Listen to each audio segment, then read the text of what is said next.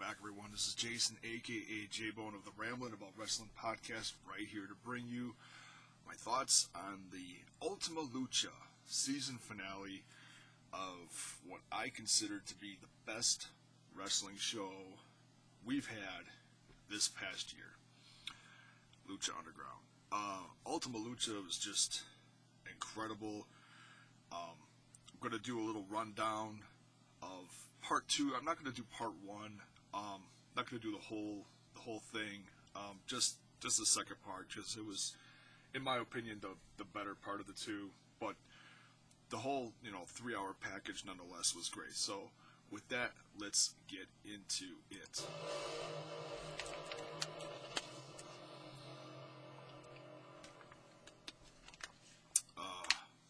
And let's see, where do we start here? The show starts out, which I consider to be very classy, dedicated to the memory of the original Rudo, Rowdy Piper. I thought that was very classy for them to do that. And as far as the commentary team, it changed a little bit this time, because Vampiro is in one of the main events. I consider the whole show main events, kind of like you get to WrestleMania, you've hit the main event. That's pretty special. Matt Striker is with a gentleman called Mike Ciavello. I believe that's how you pronounce it. Never heard of this guy before, but he was a great companion to this commentary team. Truly was. He sounded, like I said, I'm not familiar with this guy. He sounds like he's British or Australian. I really couldn't tell because, how fast-paced some of the commentary was, but it was so well done. I mean, these two really did mesh together well, and really love the way these two chimed together. But just overall, I want to say before I get into this show proved how much a mistake WWE made when they got rid of Matt Striker.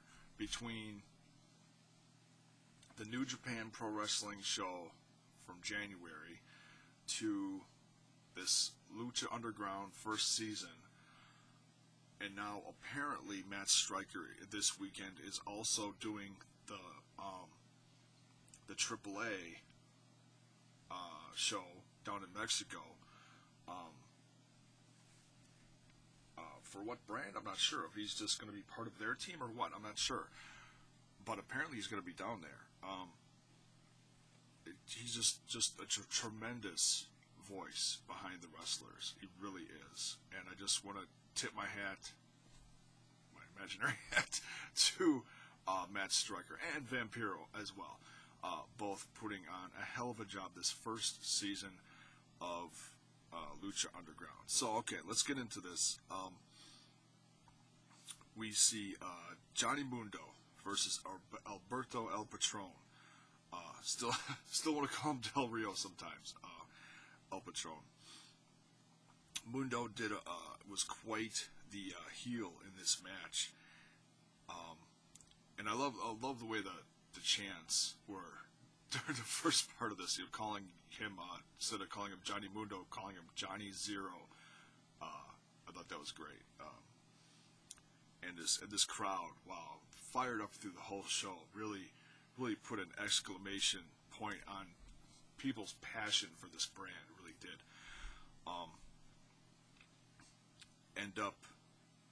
They lost the ref during the match, and Mundo actually tapped out,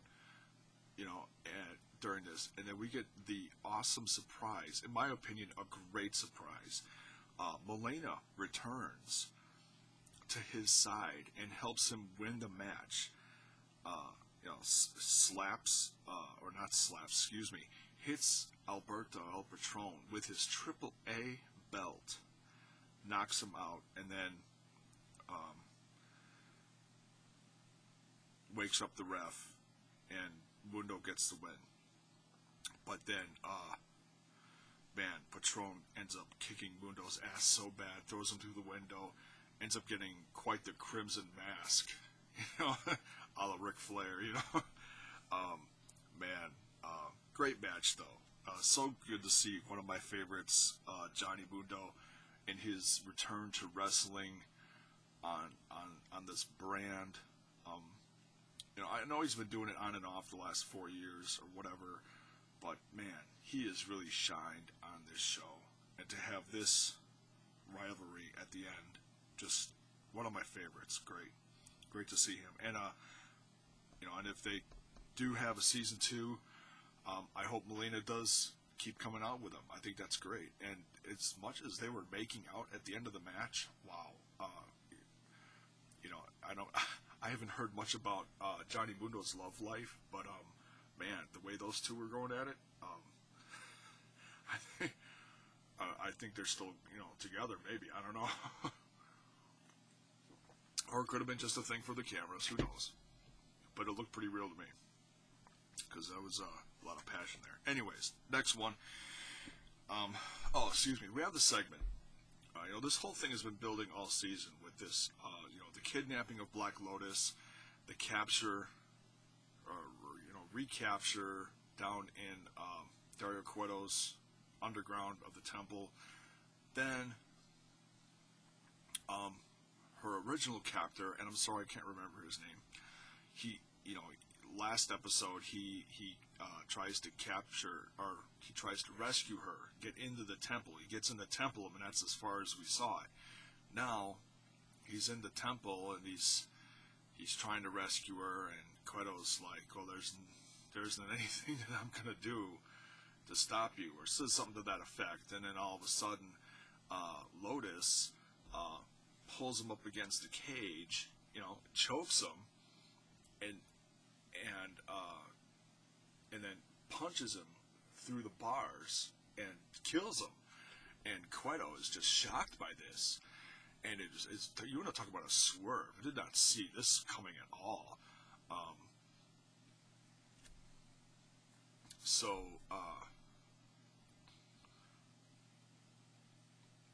It just blew my mind. So then he's like, well, Cueto's like, we need to get out of here. And, opens the cell door, and she's like, what about him? Pointing to the brother, who we still have not seen revealed yet.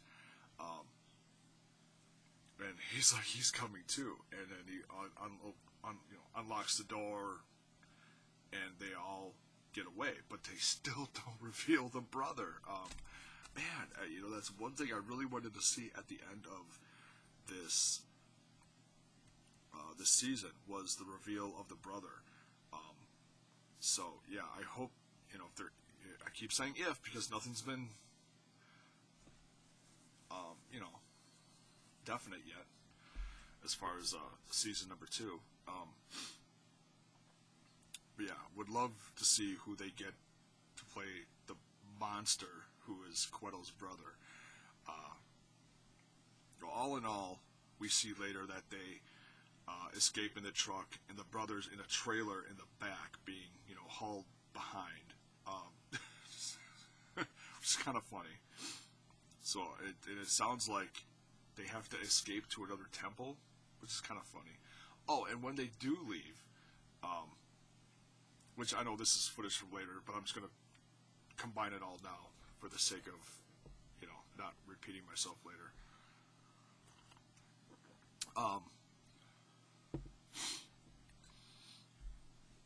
When they're, she's packing a bag in the office, and and Cueto's like, come on, we gotta leave now. And then they leave the office. He comes back in and grabs the bowl off the desk, which I thought was kind of funny, because that bowl has been symbolic throughout the whole series. That became a topic of discussion with several people that he had in his office, as in, you come on the show, you make an impact, you make a name for yourself, you impress the boss, and grabbed the bull by the cojones, you know. um, so that was kind of cool, you know, that he took that symbol, that piece of the office with him, and hopefully we'll see that in the next season, wherever they are, for season 2. So, okay, so there's that segment, pretty much top to bottom. Next, we have what, in my opinion, should have been the headliner. Just brutal. You know, not that Puma and Mil Muertes match wasn't good. I'm not saying that. But Vampiro, his match with Pentagon Jr., the way Vampiro came down, kind of controversial in my opinion, with the unholy Pope costume on. Really eye-catching. It was like, wow. Was great though. Visually stunning. And the you know, the moves that Vampiro took during this match, from, you know, the F5 on the concrete floor, beating him with the chair, lighting the table on fire, and putting Vampiro back through it. Just everything that both these guys went through. The tied up bulbs getting smashed everywhere. Just, wow, I have not seen an extreme match like this in a long time. Now, I know there are matches around different brands that take place like this, but I don't watch it. Like, I don't watch a lot of CZW. I've watched a few classic matches like that, you know, with watching old Dean Ambrose matches or John Moxley matches, stuff like that. I've seen a few old ones like that, but yeah, I don't watch a lot of hardcore death matches. This match, oh my god, so good. Just crazy. The Sierra Medio, Zero Fear match, and Pentagon Jr. actually ends up beating Vampiro, and which kind of shocked me, but it was obviously Vampiro's way of passing the torch, you know, even though he came out of retirement for this. And then talk about another swerve at the end of the match. You know, Pentagon Jr. is screaming at the end of the match like, "Master, I've beat him, now reveal yourself." Well, Vampiro reveals himself as the Master, which was just like, whoa, what? And he says to him at the end, "Son, you are ready." So the fact that these two are now aligned, and an evil alliance, you know, I hope to see Vampiro not necessarily wrestle in the ring anymore, which I think he's very limited to, just because of, like I said, all of his, 6 surgeries with his neck and back and stuff. Oh my god. Yeah, I don't see him wrestling much anymore. So this could very well have been his last match. I don't know. Only, you know, he's going to be able to determine that, obviously. But to see Vampiro maybe stay with him as like a manager, I can see him doing something similar, because like at the end of the episode he had the hood on, looking very mysterious, you know, badass with the makeup, the classic Vampiro makeup. It was great to see that again. So I could see him coming out like that from now on, you know. And excuse me, as much as I want to see him on the commentary team, seeing him aligned with someone up and coming would be great as well. So either way, I hope Vampiro does stick with this brand, Lucha Underground. So yeah, tremendous hardcore Zero Fear match. And let's see, next match, 7-way for the Gift of the Gods match between Bengala, Sexy Star, Aerostar, Phoenix, Jack Evans, King Cuerno, catch my breath, and last but certainly not least, Big Rick. Wasn't insanely impressed with this match. A lot of spots. Big Rick did a lot of clobbering, which made you feel like he was going to win this, but he didn't. And what's that guy's name? Marty the Moth even makes an appearance in this match and tries to screw Sexy Star out of winning, but gets clobbered again. And Daivari even comes down and turns on Big Rick, hits him with a chair. But Phoenix ends up winning this match with the fire driver on Jack Evans. Jack Evans was actually my pick to win this. He's only showed up within the last few episodes, so hasn't made that big of an impression on this first season, but his wrestling and his matches have been great nonetheless. So yeah, I was kind of rooting for Jack Evans, but Phoenix, it was great to see him win. He's been great all season, and definitely one of the big time players in this brand. So he is the Gift of the Gods champions, which means he can fight the champion anytime he wants, but obviously, according to Dario Cueto, they need a week in advance to set this up. So, similar to Money in the Bank, just a little different. But yeah, great match nonetheless.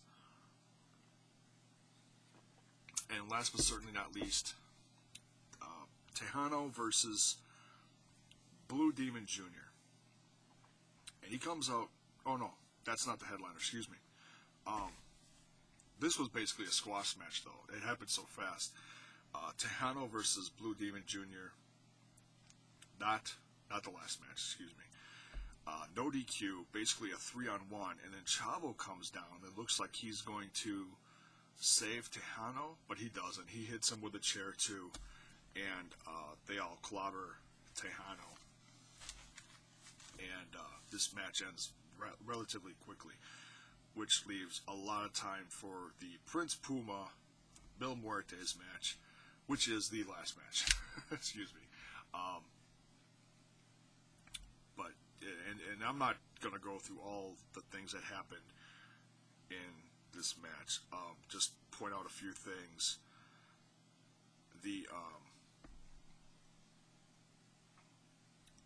Puma picks up Katrina and swings her around as a weapon towards Mil Muertes. That was great. Excuse me.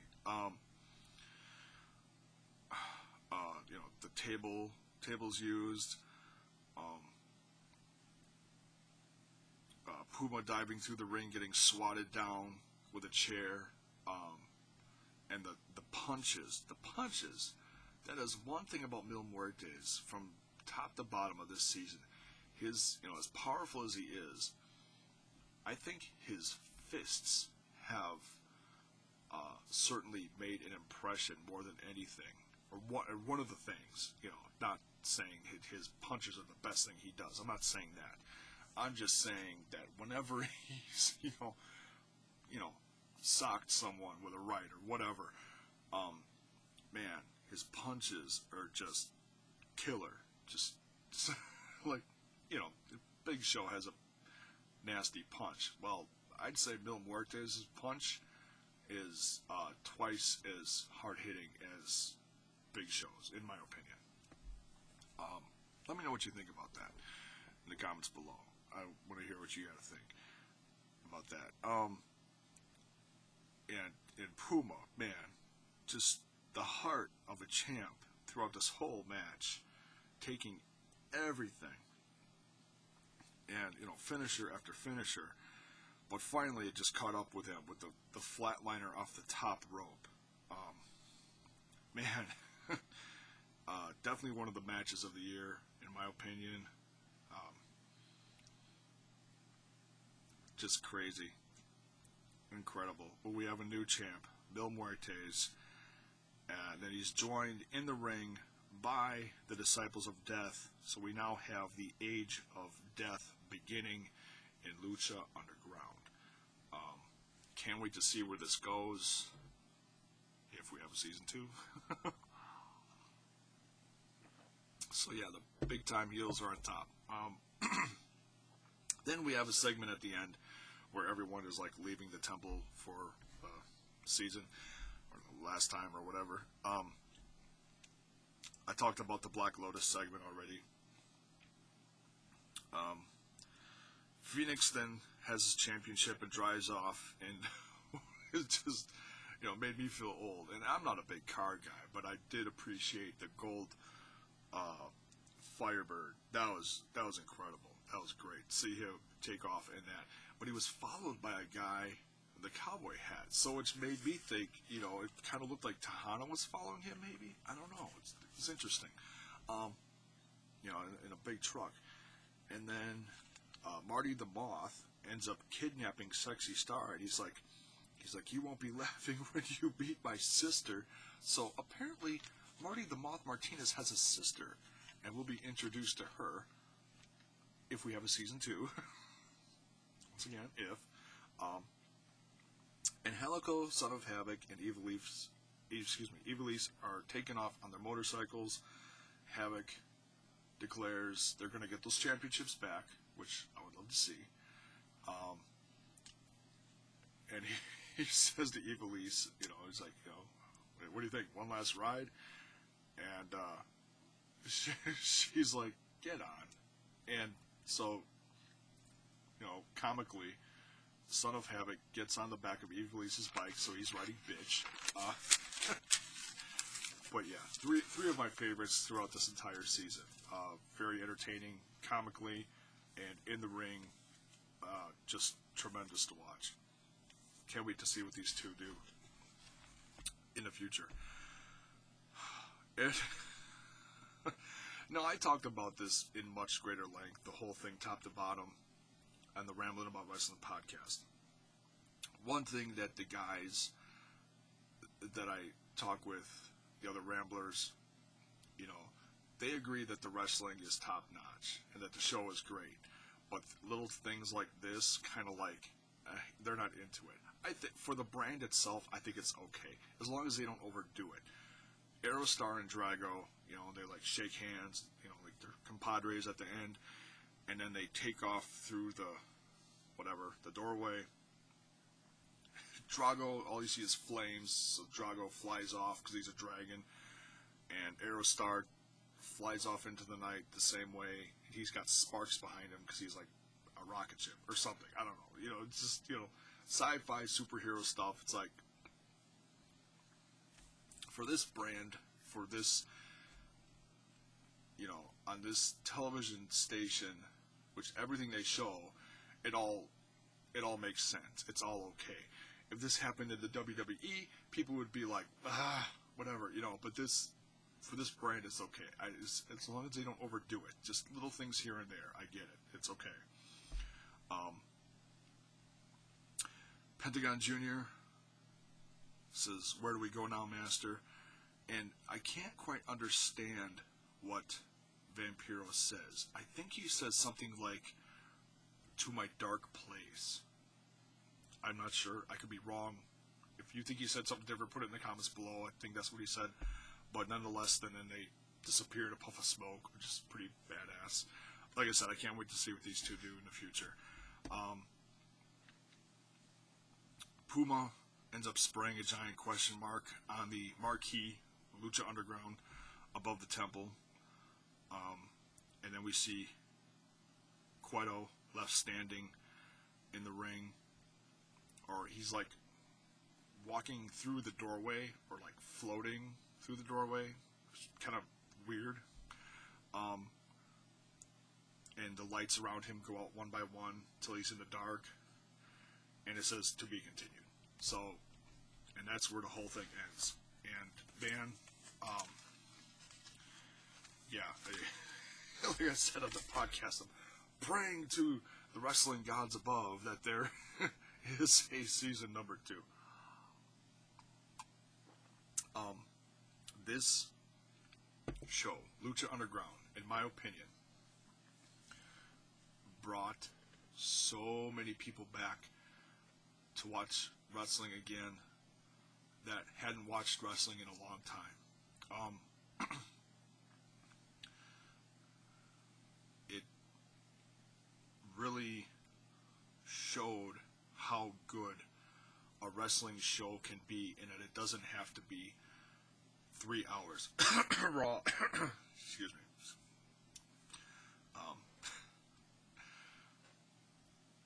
Just each show was so good with the matches, how production was, the commentary, just everything just flowed so well, and I can't wait to see what happens if there is a season 2. There's got to be.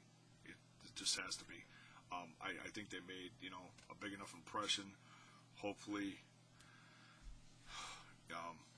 we'll hear some news about it soon, and it'll come back in a few months, hopefully, for fall season or end of summer, whatever, But as soon as I hear something, I'll